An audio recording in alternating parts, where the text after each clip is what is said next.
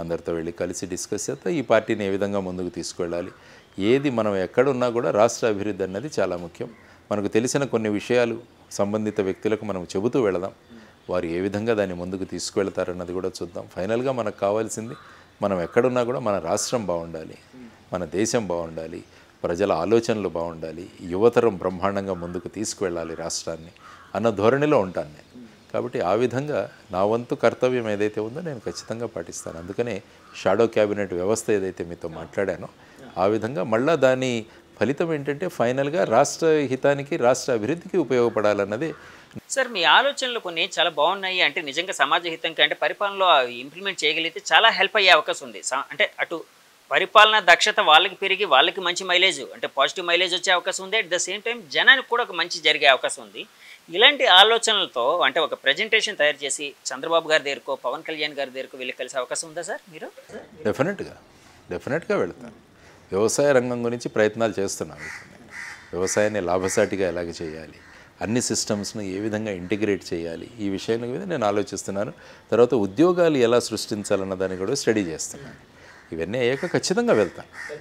ఏ విధమైన భేషజాలు ఇలాంటివి నాకు ఎప్పుడు ఉండదు. రాష్ట్ర హితం కోసం ఎక్కడికి వెళ్ళమన్నా వెళ్తాను. వాళ్ళు కూడా మీ మీద అంతే అభిమానంతో ఉన్నట్టున్నారు. అడుగుతాను వాళ్ళకి జనరల్గా మీరంటే ఒక సాఫ్ట్ కార్నర్ ఉన్నట్టు అంటే జనం అనుకుంటూ ఉంటారండి. ఎంతవరకు నిజమో నాకే తెలియదు. కలిసినప్పుడు ఎప్పుడు, ఎందుకంటే వాళ్ళు అప్యాయంగా పలకరిస్తారు నన్ను, దాంట్లో ఏమీ ఇది లేదు. ఎక్కడైనా కలిసినప్పుడు కానీ ఏదైనా సందర్భం వచ్చినప్పుడు కానీ కలుస్తారు. ఎందుకంటే నాకు వేరే ఆలోచనలు ఏమీ ఉండవు.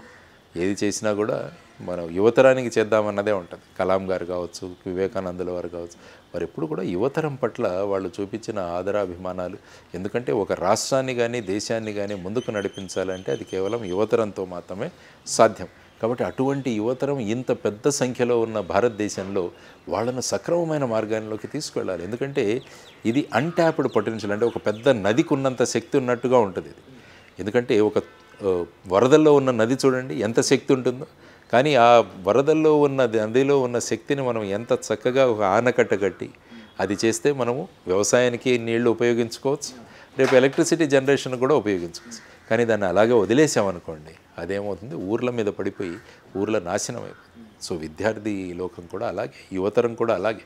కాబట్టి యువతరాన్ని ఎలా ట్యాప్ చేయాలి మనం, యువతరాన్ని యొక్క ఆకాంక్షలు ఏంటి, వాళ్ళ కాంక్షలు ఏంటి, అది ఎలా ట్యాప్ చేయాలనుకున్న దాని మీద నేను మెయిన్గా కాన్సన్ట్రేట్ చేస్తున్నాను. అందుకని మీరు చెప్పినట్టు వ్యవసాయ రంగం, ఉద్యోగాల సృష్టి, ఈ రెండింటి మీద కాన్సన్ట్రేట్ చేస్తూ మిగతా ప్రభుత్వ నిర్ణయాల గురించి కూడా మనం ఏ విధంగా పాజిటివ్గా సకారాత్మకంగా దోహదం పడవచ్చు అన్న దాని గురించి కూడా ఖచ్చితంగా నా వంతు పాత్ర నేను పోషించాను. ఎవరు ఏమనుకున్నా పర్వాలేదు, కానీ నా భూమిక అలాగే ఉంటుంది, మా పార్టీ కూడా అలాగే ఉంటుంది. కాబట్టి మేము ఇక్కడ ఉన్నాం కాబట్టి ప్రతిదీ మనం విమర్శించాలన్న ధోరణి ఎప్పుడూ ఉండదు. సకారాత్మకంగా అందరం కలిసి ముందుకు వెళదామన్న ధోరణిలోనే ఉంటాం మేము.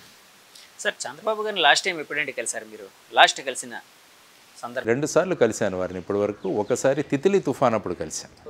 తితిలి తుఫాన్ సందర్భంగా ఆ సమయంలో నేను ఒక దత్తత తీసుకున్న గ్రామాల్లో నేను 3 రోజులు ఉన్నాను అక్కడ. తుఫాన్ జరిగినప్పుడు ఆ ప్రాంతంలో తిరిగి, ఆ ప్రాంతం మళ్ళీ ఎందుకంటే చాలా నష్టం సంభవించింది శ్రీకాకుళం జిల్లాలో. అనేక జీడి, మామిడి చెట్లు ఇవన్నీ కూడా పడిపోయాయి, కొబ్బరి చెట్లు పడిపోయాయి. దాంతో ఏ విధంగా ఈ వీళ్లకు మనం ఉపయోగపడవచ్చు అన్నది ఒక లెటర్ తయారు చేసి వాళ్ళకు నేను పలాసలో ఇచ్చాను. పలాసలో వారు ఉన్నప్పుడు వెళ్ళి ఇచ్చాను. అది మొదటిసారి నేను కలవడం చంద్రబాబు గారిని. రెండవసారి మా అమ్మాయి పెళ్లి గురించి ఇన్విటేషన్ ఇవ్వడానికి వెళ్ళాను. వారు మా అమ్మాయి రిసెప్షన్ కూడా వచ్చారు. సో ఈ 2 సార్లు మాత్రమే కలవడం జరిగింది. సార్ ఇప్పుడు దత్తత తీసుకున్నాను అన్నారు కదండి, ఏ గ్రామం అండి అది? సహలాల పుట్టుగా అని మన కవిటి మండలం, శ్రీకాకుళం జిల్లాలో. అది ఉద్దానం ప్రాంతం. అది ఉద్దానం ప్రాంతం. తర్వాత వచ్చేసి అక్కడ ఈ కిడ్నీ వ్యాధులు ఇవన్నీ కూడా ఎక్కువ ఉన్నాయి. కాబట్టి అక్కడ మా ఫౌండేషన్ తరఫున కొద్దిగా పని చేశాము అక్కడ. కాబట్టి ఆ తితిలి తుఫాన్ అప్పుడు నేను అక్కడ 3-4 రోజులుండి ఆ ప్రాంతం ఎలా మనం బయటికి తీసుకురావాలన్న ప్రయత్నాలు చేశాం. ఆ సందర్భంగా చంద్రబాబు గారిని కలవడం జరిగింది. పవన్ కళ్యాణ్ గారిని ఇంకా బయటకు వచ్చేసిన తర్వాత కలవలేదు కదండి, అదే ఆఖరండి?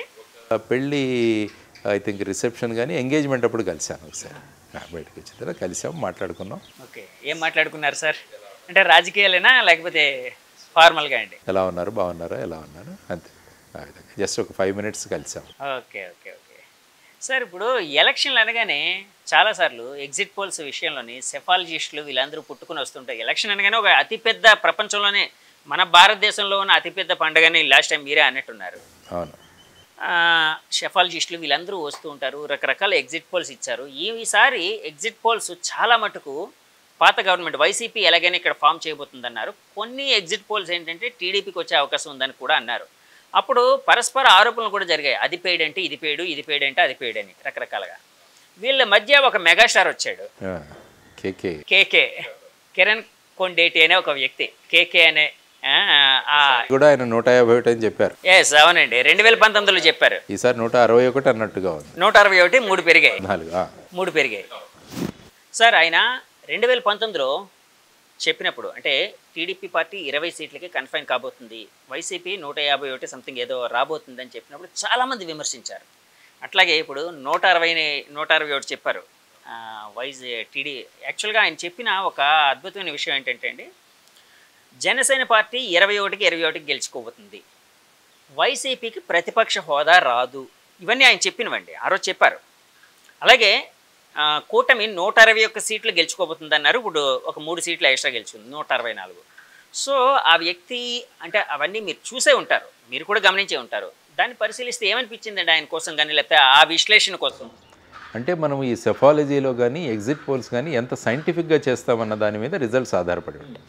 ఎందుకంటే ఈ ఎగ్జిట్ పోల్ చేసేవాళ్ళు ఎవరు కూడా ఎంతమందిని మేము అడిగాము, మా శాంపుల్ సైజ్ ఎంత, పార్లమెంట్ నియోజకవర్గంలో ఎంతమంది మహిళలు, ఎంతమంది పురుషులు, తర్వాత ఎంతమంది యువతరం, ఆ తర్వాత అర్బన్ ఎంత, రూరల్ ఎంత, ఈ స్టాటిస్టిక్స్ ఎవరు ఇవ్వరు. వాళ్ళు 100 మందిని ప్రశ్నించారా, 1000 మందిని ప్రశ్నించారా, అంటే 2 లక్షల మంది ప్రశ్నించారా, ఎక్కడా కూడా లేదు. ఎప్పుడైతే మన శాంపుల్ సైజ్ పెరుగుతుందో మనము రియాలిటీకి దగ్గరగా వెళతాం. సో నేను అనుకోవడం కేకే గారు ఎవరైతే ఉన్నారో వారి కిరణ్ గారు అనుకుంటా, వారి చేసిన సర్వేలో ఐ థింక్ ఒక పెద్ద టీమును పెట్టి వాళ్ళు ఎక్కువ మందిని వాళ్ళు పరిశీలించుంటారు అనుకుంటున్నాను. అవును, నేను ఆయన ఇంటర్వ్యూ కూడా చేశానండి. ఆయన ఇంటర్వ్యూ చేసి పాపులర్గా ఉన్న సంస్థలకి ప్రజలు నిజం చెప్పరు. చాలామంది ఒక్కోసారి నిజం చెప్పకపోవచ్చు, అంటే ఫోన్ వస్తుంది ఎవరి దగ్గర నుంచో, మేము పలానా సంస్థ నుంచి మాట్లాడుతున్నామండి, మీరు ఏ పార్టీకి ఓటేశారంటే ఎవరు చెప్తారండి? కానీ యాక్చువల్గా ప్రత్యక్షంగా వెళ్ళి అక్కడ ఉండి చేసి, కాబట్టి కిరణ్ కొండేటి గారు వారు ఎలాగా ఈ చేశారన్నదాన్ని కూడా ఐ థింక్ మీరు నా ఇంటర్వ్యూలో ఆయన చెప్పారండి. నేను ఆల్రెడీ ఇంటర్వ్యూ చేశాను ఆయనది. ఆయన శాంపిల్ సైజ్ కోసం కూడా అడిగినప్పుడు ఆయన ఒక మాట అన్నారు. అంటే యాక్చువల్గా శాంపిల్ సైజ్ అనేది చాలామంది రాజకీయ నాయకులు కూడా ఎన్ని శాంపిల్స్ తీసుకుంటారండి అంటూ ఉంటారు. శాంపిల్ సైజ్ ఒకటే కాదు, శాంపిల్ సైజ్ అనేది అతి ముఖ్యమైనది. కానీ దానికంటే కూడా అతి ముఖ్యమైన కొన్ని ఉన్నాయండి. అంటే ఏ వర్గాలు ఎలా ఉన్నాయి, ఎలా అంటే ఆ పర్సంటేజ్ ఎలా ఉంది అక్కడ, అంటే ఒక్కొక్క ప్రాంతానికి ఒక్కొక్క సమస్య ఉంటుంది, యూనివర్సల్ సమస్య అంటూ ఎప్పుడు ఉండదు.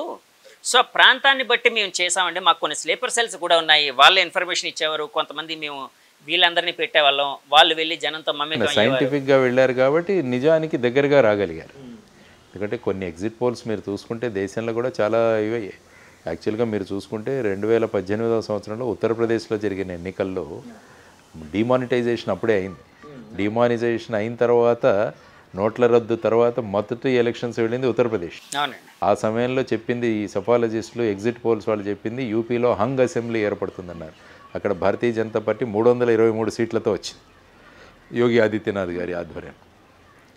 అలాగా ప్రతి చోట ఉంది. ఫర్ ఎగ్జాంపుల్ 2004వ సంవత్సరంలో Bharatiya Janata party India shining నినాదంతో వెళ్ళింది. అప్పుడు ఖచ్చితంగా మళ్ళీ వచ్చేస్తుందన్నారు వాజ్పేయి గారిగా. అప్పుడు రాలా, అప్పుడు మళ్ళీ యూపీఏ గవర్నమెంట్ ఏర్పడింది. కాబట్టి ఏమవుతుందంటే మీరు అన్నట్టు ఇది సైంటిఫిక్ బేస్, ఎంత ఏ నియోజకవర్గాలు ఏ సమస్యలు ఎటువంటి ఎవరిని మనం ప్రశ్నించాం వీటన్నిటి మీద రియాలిటీ దగ్గరికి వెళుతూ ఉంటాం. కానీ అల్టిమేట్గా ఎగ్జిట్ పోల్స్ ఉపయోగం ఎంతవరకు ఉంటుందన్నది కూడా మనం చూస్తే చాలామంది ఈరోజు ఎవరో 30 కోట్ల బెట్టింగ్ పెట్టి ఆత్మహత్య చేసుకున్నాడని నేను పేపర్లో చదివాను. ఈ గత ప్రభుత్వం మళ్ళా వస్తుందని చెప్పేసి బెట్టింగ్ పెట్టి ఒక వ్యక్తి 30 కోట్లకు బెట్టింగ్ పెట్టి అది చేయలేక ఆత్మహత్య చేసుకున్నాడు. కాబట్టి ఎగ్జిట్ పోల్స్ అల్టిమేట్గా దేనికి ఉపయోగపడుతున్నాయి? ఎందుకంటే వెయిట్ చేయాలి, వెయిట్ చేసిన తర్వాత రిజల్ట్స్ వస్తాయి. ఆ లోపల మనకు ఉన్న ఆతృత ఏమైపోతుందో అన్న దీంతో ఎగ్జిట్ పోల్స్ అన్సైంటిఫిక్గా చేసే. అంటే మన రాష్ట్రం అభివృద్ధి పదంలో వెళ్ళడానికి కేంద్ర సహకారం అవసరం అని ఫస్ట్ నుంచి అందరూ, అంటే చంద్రబాబు నాయుడు గారు అదే చెప్తున్నారు. అసలు బీజేపీతో జత కట్టడానికి కారణమే అదని చెప్పారు ఆయన. ఎందుకంటే రేపు పొద్దున మనం వస్తే వాళ్ళు సహకారం ఉంటుంది, సో రాష్ట్రాన్ని ముందుకు తీసుకుని వెళ్ళొచ్చు అని. అంటే రాష్ట్రం అభివృద్ధి చెందడానికి ఈ ముగ్గురు కాంబినేషన్, అంటే త్రిమూర్తుల కాంబినేషన్ అనుకోవచ్చు. ఫర్ ఎగ్జాంపుల్ అంటే నేను అంటున్నానండి, చంద్రబాబు గారు, ఆ, పవన్ కళ్యాణ్ గారు, మోదీ గారు, త్రిమూర్తులు అనుకోండి ఫర్ ఎగ్జాంపుల్. ఈ కాంబినేషను ముందుకు బాగా వెళ్ళడానికి, రాష్ట్రం అభివృద్ధి చెందడానికి చంద్రబాబు గారు ఇమ్మీడియట్గా ఎలాంటి సమస్యల మీద, ఎలాంటి పరిస్థితుల మీద ఫోకస్ చేస్తే బాగుంటుందని మీ ఆలోచన? ఏది ఏమైనా కూడా రాష్ట్ర అభివృద్ధి అన్నది చాలా ముఖ్యం. అంటే రాష్ట్రాన్ని పెద్ద పెట్టున అభివృద్ధి ఎలా చేయాలి అన్న దాని మీద మనం తీసుకురావాలి. దానికి ఏ రాష్ట్రమైనా ఇప్పుడు అభివృద్ధి చెందాలి అంటే పెట్టుబడులు, ఇదే one of the bottom lines. తర్వాత మంచి లా అండ్ ఆర్డర్ ఏర్పాటు చేయడం. ఏ రాష్ట్రంలో అయితే లా అండ్ ఆర్డర్ బాగుంటుందో ఆ రాష్ట్రంలో పెట్టుబడులు బాగా వస్తాయి. ఇప్పుడు బీహార్లో ఎవరు కూడా పెట్టుబడులు పెద్దగా పెట్టడానికి ఇంతకుముందు అనుకూలత ఉండేది కాదు. ఎందుకంటే అక్కడ ప్రైవేట్ ఆర్మీలు ఈ సినిమాల్లో చూపించినట్టు ఈ రైఫిల్ తీసుకొని వెళ్ళడం ఇలా చేస్తే ఏ పెట్టుబడిదారు అక్కడికి వెళ్తాడు? ఏ మనం పెట్టుబడి పెట్టే ఇన్వెస్టర్ అక్కడికి వెళ్తాడు? అదే గుజరాత్, మహారాష్ట్ర చూడండి, ప్రతి ఒక్కరు అక్కడికే తీసుకెళ్తారు. ఎందుకంటే అక్కడ శాంతి భద్రతలు బాగుంటాయి. కాబట్టి ఈ రాష్ట్రంలో శాంతి భద్రతల పరిరక్షణ అన్నది నెంబర్ 1 ప్రయారిటీలో చంద్రబాబు గారు తీసుకెళ్ళారు. శాంతి భద్రతల కోసం మినిస్టర్ పెద్ద ముఖ్యం కాదు. మనం వేస్తున్న అధికారులు, డీజీపీ ఎవరు, కమిషనర్ ఆఫ్ పోలీస్ ఎవరు, సూపరింటెండెంట్ ఆఫ్ పోలీస్, ఎస్పీస్ ఎవరు, తర్వాత పోలీస్ స్టేషన్ ఇన్ఛార్జీలుగా, ఎస్హెచ్ఓలుగా, సిఏలుగా ఎవరిని ఏర్పాటు చేస్తున్నాం, వీటిని జాగ్రత్తగా మనం వేసుకుంటే చాలు. అంత పెద్ద మినిస్టరు పెద్ద ఇట్ ఈజ్ ఇమ్మెటీరియల్.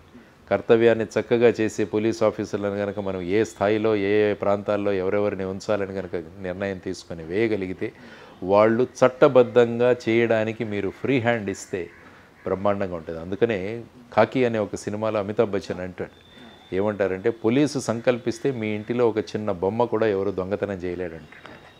అంటే ఆ విధంగా అటువంటి వ్యక్తులను సరి అయిన స్థానాల్లో వాళ్ళని పెట్టాలి. లేకుంటే మన పని వీళ్ళు చేస్తారు, లేకుంటే మనకు తెలిసిన వాళ్ళు, ఈ విధమైన మొహమాటాలకు వెళ్తే ఏమవుతుందంటే ఫైనల్గా లా అండ్ ఆర్డర్ అనేది దెబ్బతింటుంది. తర్వాత క్యాడర్కి కూడా గట్టిగా చెప్పాలి. ఇప్పుడు ఏమైందంటే ఎన్నికల తర్వాత, పోలింగ్ తర్వాత ఇప్పుడు కూడా కొట్లాట్లు జరుగుతున్నాయి.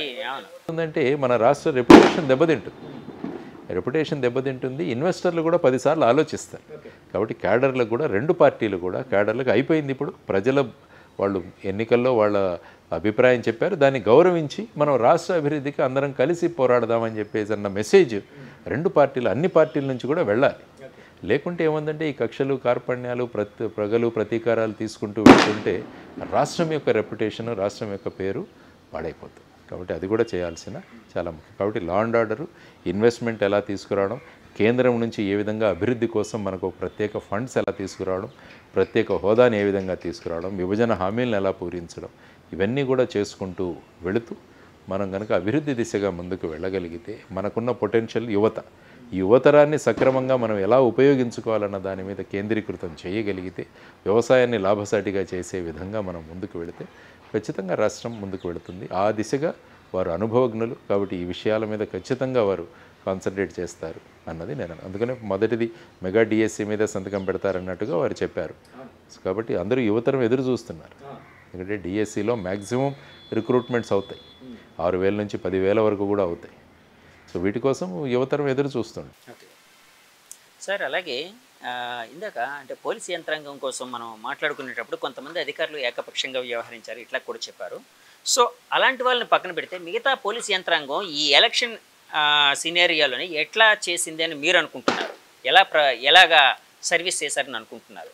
ఎలక్షన్స్ వచ్చేసరికి ఏమంటే ఎలక్షన్ కమిషన్ వాళ్ళ ప్రాధాన్యత ఉంటుంది. అందుకే అందరూ కూడా ఈ ఎలక్షన్ కమిషన్ మీద డెప్యుటేషన్లో ఉంటారు. అందుకనే మన రాష్ట్రంలో డీజీపీని కూడా మార్చి కొత్త డీజీపీని తీసుకొచ్చి, పోలీస్ యంత్రాంగం ఎలా ఉంటుందంటే ఒక్కసారి ఓవర్ నైట్లో మారిపోతుంది. పైన బాస్ ఎలా ఉన్నాడని చూసి దాన్ని బట్టి సర్దుకుంటుంది. కాబట్టి అందుకనే చెప్పాను, మంచి వ్యక్తుల్ని తీసుకొచ్చి డ్యూటీని క్రమబద్ధంగా చేసే వాళ్ళని తీసుకొచ్చి ఆయా పొజిషన్లో పెడితే ఆటోమేటిక్గా డౌన్ ది లైన్ మెషినరీ తనంతకు తానే సర్దుకుంటుంది. కాబట్టి అది అందువల్ల ఎవరైనా కొంతమంది అధికారులు ఆ పార్టీ కొమ్ము కాచారు, ఈ పార్టీ కొమ్ము కాచారు అన్న వాళ్ళ మీద కూడా చర్యలు తీసుకోవడం జరిగింది. అనేక మంది ఎస్పీలను ట్రాన్స్ఫర్ చేయడం జరిగింది, సస్పెండ్ చేయడం జరిగింది. ఆ తర్వాత సిఐలు వీళ్ళని కూడా సస్పెండ్ చేయడం జరిగింది. ఇవన్నీ కూడా జరిగాయి. కాబట్టి ఎప్పుడూ కూడా ఈ అధికార వర్గం అంటే కార్యనిర్వాహక వర్గం ఎప్పుడూ కూడా చట్టం, న్యాయం, పద్ధతులు వీటిని అనుసరించి కనుక ముందుకు వెళితే రాష్ట్రం బ్రహ్మాండంగా ముందుకు వెళుతుంది.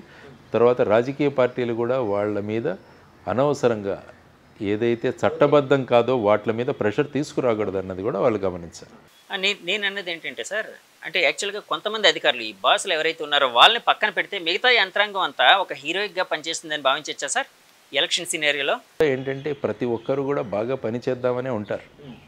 కానీ ఏంటంటే ఆ పరిస్థితులు, పైనుంచి ప్రెషర్స్, వీటి వల్ల ఏంటంటే మనసును చంపుకొని పనిచేసే వాళ్ళు కూడా చాలామంది ఉంటారు. కాబట్టి ఈ మనసును చంపుకొని ఎప్పుడూ పని చేయకుండా ఉండే విధానాన్ని మనం తీసుకుని. అంటే నేను ఎందుకు అడిగానంటే సార్, మన రాష్ట్రంలో కొన్ని చెదురుమదురు సంఘటనలు తప్ప మిగతా చాలా చోట్ల ప్రశాంతంగా జరిగింది. ఆల్మోస్ట్ కంప్లీట్గా ప్రశాంతంగా జరిగింది.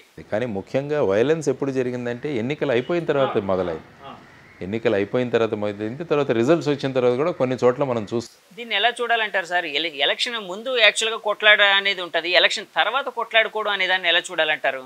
అంటే ఏమవుతుందంటే ఒక రకంగా ఇప్పుడు మనకు స్వాతంత్రం వచ్చినట్టు చాలామంది ఫీల్ అయిపోయి ఈ విధంగా మనం అండర్ ప్రెషర్ ఉండిపోయాము.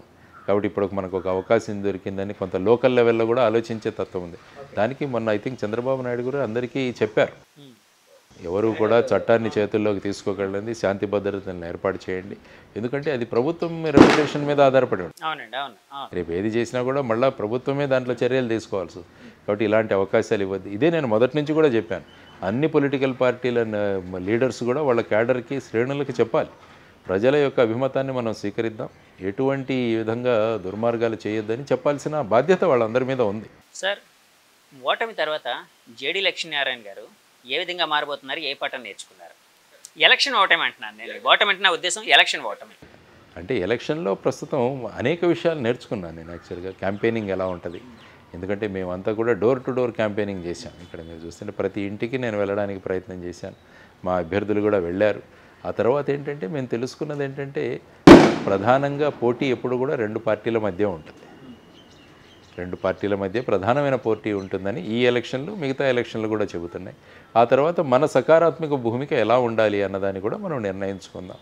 ఎప్పుడు కూడా మన ఉనికి ఎప్పుడు కూడా మన స్వప్రయోజనాల కోసం కాకుండా రాష్ట్ర హితవు కోసం ఉపయోగపడాలని కోరుకుంటున్నాను. కాబట్టి మా పార్టీలో ఉన్న మిగతా అభ్యర్థులందరితో కూడా చర్చిస్తాను, పార్టీ ప్రముఖులతో కూడా చర్చించి రాబోయే మన ప్రయాణం దేశ హితవు కోసం, రాష్ట్ర హితవు కోసం ఇంకా ఎలా మనం ముందుకు వెళ్ళగలం అన్న దాని గురించి ఆలోచిస్తూ ముందుకు వెళ్తాం. Okay sir, thank you sir, thank you very much అండి, చాలా సమయం కేటాయించారు. జై భారత్. వ్యూవర్స్ చూసారు కదండి, ఇది జేడీ లక్ష్మీనారాయణ గారి అంతరంగం. ఆయన అంటే ఆఫ్టర్ ఎలక్షన్స్ జరిగిన పరిణామాల మీద ఆయన ఆలోచనల్ని, తర్వాత రాష్ట్రాభివృద్ధికి సంబంధించి ఆయన అనుకుంటున్న విషయాల్ని, ఆలోచనలు కూడా పంచుకున్నారు. అవన్నీ సీఎం గారి దగ్గరికి, చంద్రబాబు నాయుడు గారి దగ్గరికి, అలాగే పవన్ కళ్యాణ్ గారి దగ్గరికి కూడా, వాళ్ళిద్దరి దగ్గరికి కూడా తీసుకుని వెళ్ళే అవకాశం ఉంది. తప్పకుండా వాళ్ళని కలుస్తానన్న ఆలోచనలు పంచుకుంటాను. ఏదేమైనా అందరూ కలిసి ఈ రాష్ట్ర అభివృద్ధికి తోడ్పడాలని చెప్తున్నారండి. ఈ ఇంటర్వ్యూ మీకు నచ్చితే మా ఛానల్ లైక్ చేయండి, కామెంట్ చేయండి, షేర్ చేయండి, సబ్స్క్రైబ్ చేయండి. Thank you very much. Signing off, me Jagadish. By by.